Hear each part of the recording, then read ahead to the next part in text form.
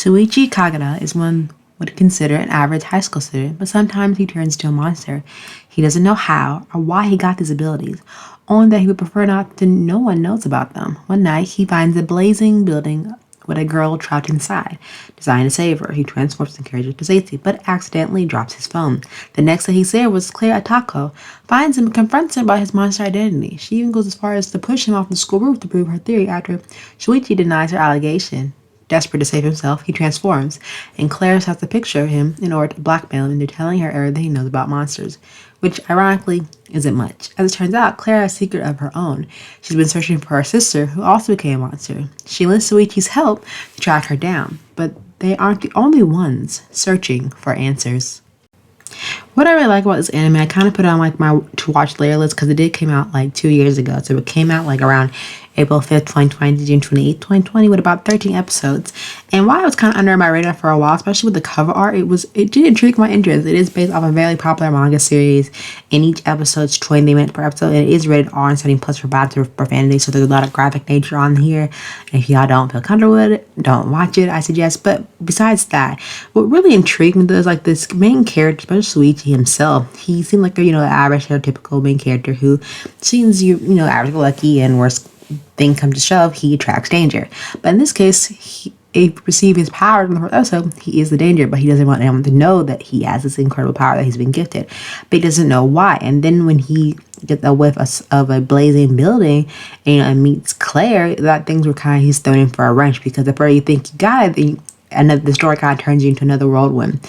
Pretty much so, when we meet Shuichi and Claire, and then we meet another character in this anime, you see these two from an unlikely bond they ever seen before. Because you have poor Shuichi like trying not to be discovered of his powers, and this creature that he creates, which is like a puppet-like creature, which is very interesting.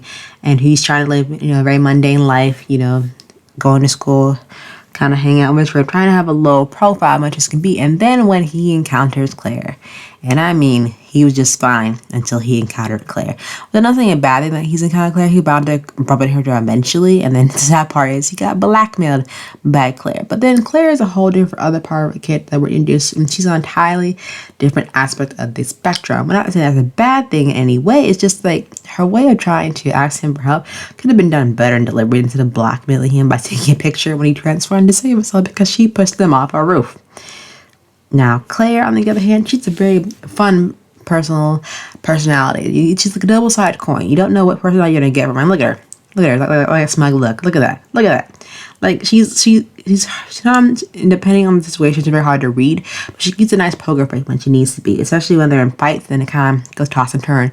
When she enlisted Shuichi's help to find her sister Anna, he kind of more seemed the stereotypical way of, they're kind of aligned by a true goal, especially when they meet Anna later on in the episode. They're basically fighting for like their freedom and to reverse this curse that Shuichi's basically been given. And on truth, like I said in the summary, they're not the only ones trying to find the truth here. Like they'll encounter other people who have been given the similar abilities. And when you have Claire, kind of jump into Shuichi, as you see here in this image that I picked, that is more the lies than beneath the surface. With Shuichi, he's just for his mascot that he plays the terrains into is very fox-like, and she can basically go into him, then just add onto another layer of mystery that seems to come unraveling at the seams. But nevertheless, Gleipnir was a very interesting anime that took me by surprise. You give a protagonist some power that they don't know how they got, and then you unite this friendship with this girl, kind of blackmails them, but they end up trusting each other to build this kind of bond that's really hard to explain without giving too much away.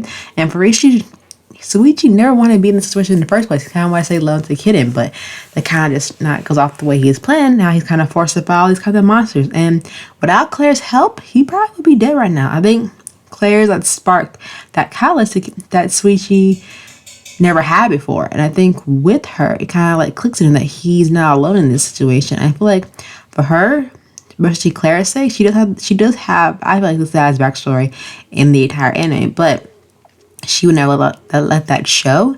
I think for her, when she has someone that truly cares about, she's gonna like protect them to the best, and she won't run away that fight. And I think also the other characters, especially the supporting cast, they all have very important, significant meaning as well, which I thought was very important.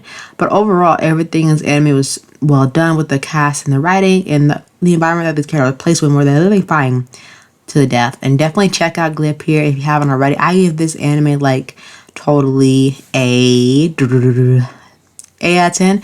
I really hope that they do come back with another season, because like the way the cliffhanger ended, there's a lot of unanswered questions that could be in the second series. But if not, you can always read the manga to pick up where the anime left off. But definitely check out Gleipnir if you haven't for yourself, and let me know what you think. But until then, bye.